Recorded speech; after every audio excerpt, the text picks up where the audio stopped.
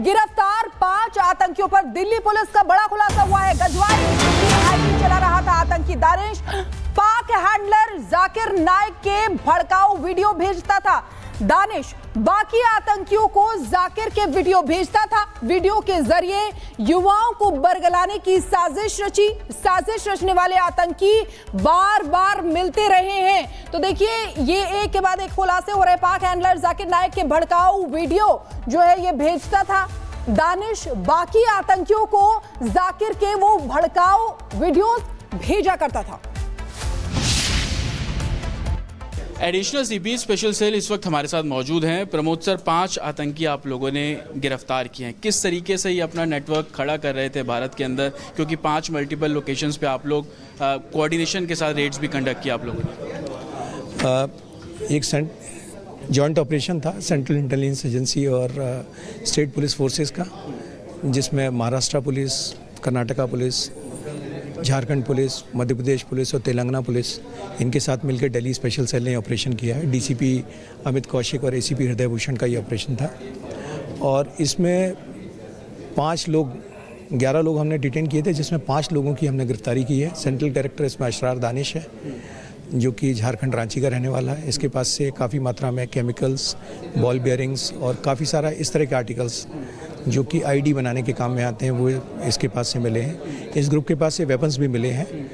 जो समझ में आया वो ये कि एक पाक हैंडलर है जो अशरार दानिश के टच में था और उसको इंस्ट्रक्शंस देता था, और अशरार दानिश ने इस पूरे ग्रुप को जोड़ा हुआ था और इस ग्रुप को वो टेरर एक्टिविटीज़ के लिए इस ग्रुप का इस्तेमाल करने वाला था। एक, जैसा मैंने कहा, एक जगह एक्वायर करके खिलाफत बनाने का इनका एक डिस्टॉर्टेड अंडरस्टैंडिंग के तहत ये टेरर एक्टिविटी कैरी आउट करने वाले थे, और प्लस वेपन्स का इस्तेमाल कुछ टारगेटेड किलिंग के लिए इनको करना था। सर, ये 5 मिले कैसे, आपस में कैसे कोऑर्डिनेट हुआ इनका? ये इनिशियल रिक्रूटमेंट तो एक दूसरे से टच में सोशल मीडिया के थ्रू आए थे, बट लेकिन बाद में इनमें से काफ़ी लोगों ने एक दूसरे से फिजिकल मुलाकात करके तसल्ली की थी कि ये जेन्युइनली इनके हिसाब से रेडिकल आइडियोलॉजी के लोग हैं कि नहीं है। सर, दानिश क्या कोई गजबा हिंद करके कोई आईडी ऑपरेट कर रहा था? दानिश ने जो ऑपरेशन चलाता था उसमें तो ऐसा लगता था जैसे किसी प्राइवेट कंपनी का काम कर रहा हो।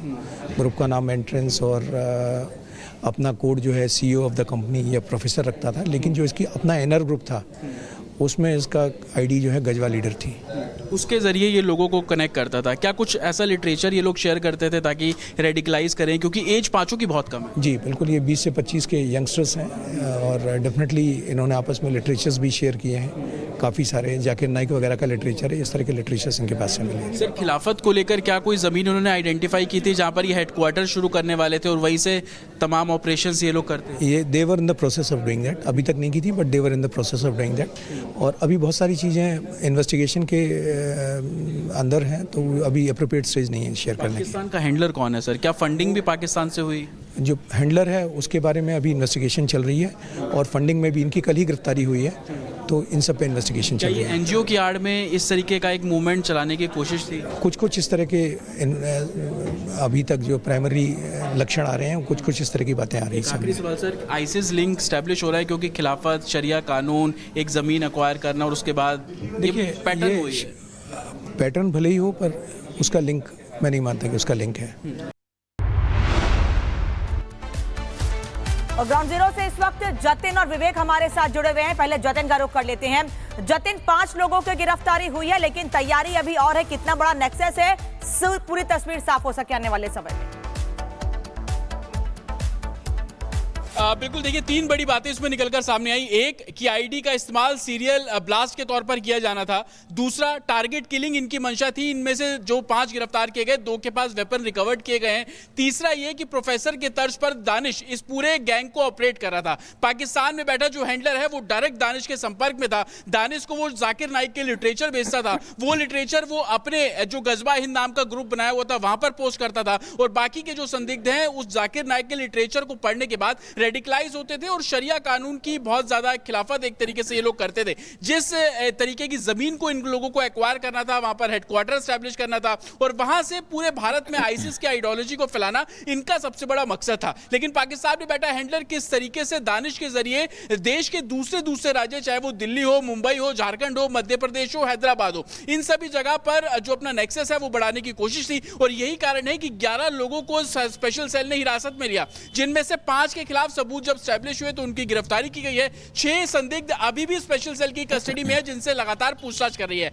और ये जो 6 संदिग्ध है वो ना सिर्फ दिल्ली के हैं बल्कि मध्य प्रदेश, हैदराबाद, चेन्नई और तमाम जो दूसरे राज्य हैं, राजस्थान, वहां से भी संदिग्धों को पिक किया गया। जैसे जैसे इनकी इन्वॉल्वमेंट क्लियर होगी, जल्द इस मामले में गिरफ्तारी भी की जाएगी। लेकिन सबसे बड़ी बात, रैकी लगातार ये कर रहे थे खिलाफत की जमीन को लेने के लिए, जमीन किस तरीके की हो उसका चयन इन लोगों के द्वारा किया जा रहा था। और सबसे महत्वपूर्ण, टारगेट किलिंग। आखिरकार इनके निशाने पर कौन वो लोग थे जिनको ये टारगेट करने की फिराक में थे। और ये सब हो रहा था पाकिस्तान में बैठे उस हैंडलर के शय पे, क्योंकि पाकिस्तान में बैठा हैंडलर कैसे आईसिस के मॉड्यूल को भारत में बड़ा करने की कोशिश कर रहा था। और यही कारण है कि स्पेशल सेल को पिछले 5-6 महीने से इन लोगों की गतिविधियों पर संदेह हुआ। जानकारी आप दे रहे हैं, स्टूडियो में मेरे साथी भी मौजूद हैं और लगातार ग्राउंड जीरो से जतिन और विवेक बने हुए हैं। विवेक, आपके पास मैं आते हुए ये समझना चाहूंगी और जानकारी चाहेंगे कि पाकिस्तान में ये आका बैठा हुआ था और भारत में बता रहा था कि नेक्सस कैसे आगे बढ़ाना है, किन किन गतिविधियों को अंजाम देना है। वो तस्वीर भी हमने रिपब्लिक भारत को दिखाई जहां से दानिश को धर दबोचा गया,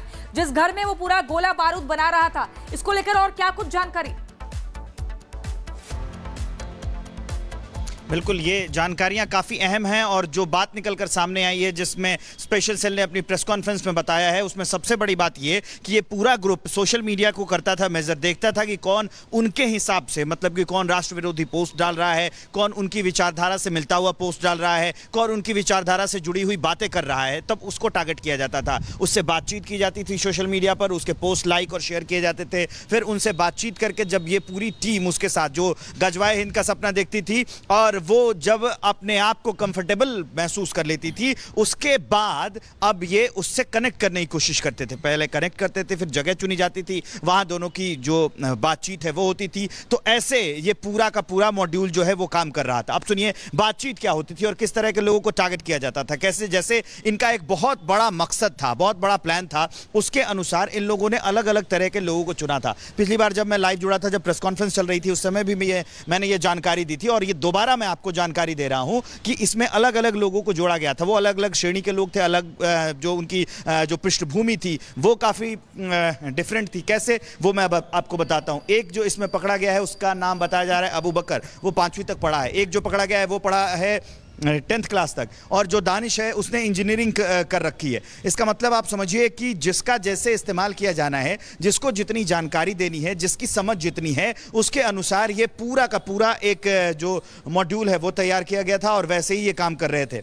अब आप सोचिए कि इसमें जो अलग अलग जो केमिकल्स मिले हैं, उन जैसे आप देखिए कि नाइट्रिक एसिड मिला है, सल्फ्यूरिक एसिड मिला है और भी दूसरे जो खतरनाक केमिकल्स होते हैं वो किए गए हैं बरामद। इनको अलग से आईडी बनाने का प्लान था। जो कुछ केमिकल बम है वो जो है बड़ी जानकारी आप दे रहे हैं, लेकिन बड़ी बात यह है कि किस तरीके से सीरियल ब्लास्ट करने की फिराक में थे। एक बड़ी टीम स्टूडियो में मौजूद है और ग्राउंड जीरो पे भी। लेकिन हम अपने दर्शकों को बता दें कि दिल्ली पुलिस की स्पेशल सेल ने केंद्रीय एजेंसियों के साथ मिलकर एक बड़े आतंकी नेटवर्क का भंडाफोड़ किया है।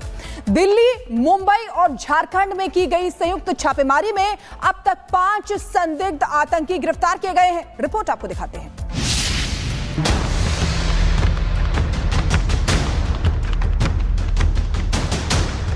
ये वो चेहरे हैं जो देश को दहलाने के लिए निकले थे, लेकिन नापाक साजिश को अंजाम देने के पहले ही पकड़ गए।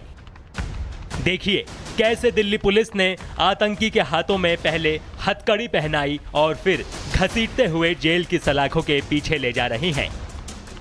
इस तस्वीर से साफ जाहिर हो रहा है कि आतंकी के अंदर दिल्ली पुलिस का खौफ है। दिल्ली पुलिस की स्पेशल सेल और केंद्रीय एजेंसियों ने कई राज्यों में एक साथ बड़ी कार्रवाई की। दिल्ली, मध्य प्रदेश, मुंबई, हैदराबाद और रांची में कई ठिकानों पर छापेमारी की गई। इस ऑपरेशन में अब तक 5 संदिग्ध आतंकी गिरफ्तार किए गए। इनमें से 2 आतंकियों का नाम आफ्ताब और सूफियान है, जो दिल्ली से गिरफ्तार हुए हैं। दोनों ही आतंकी मुंबई के रहने वाले हैं। छापेमारी के दौरान पुलिस टीम को आतंकियों के ठिकानों से कई हथियार और आईईडी बनाने का सामान बरामद हुआ है। शुरुआती जांच में पता चला कि ये आतंकी सीरियल बम ब्लास्ट की साजिश रच रहे थे, आईएसआईएस मॉड्यूल से जुड़े हुए थे।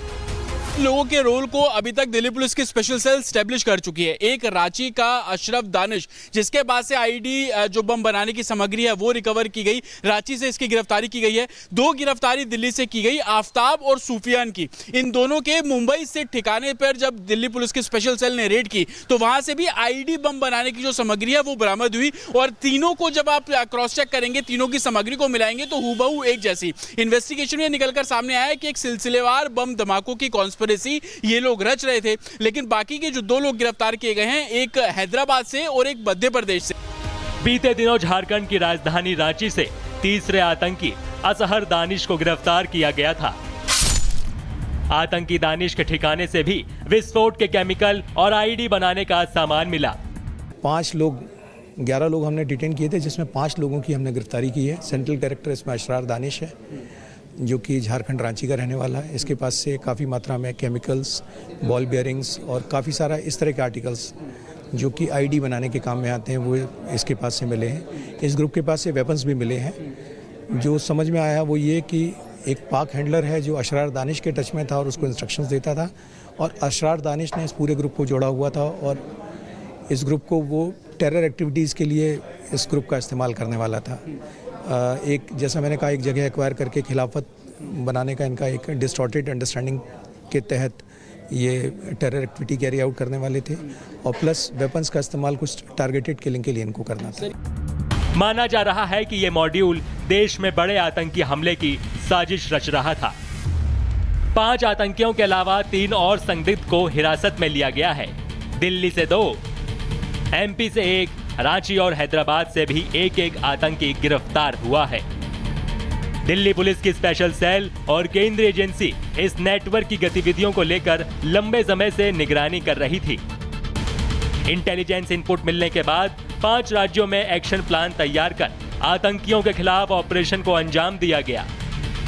जांच एजेंसियों को शक है कि इन संदिग्धों का कनेक्शन अंतर्राष्ट्रीय आतंकी संगठनों से हो सकता है।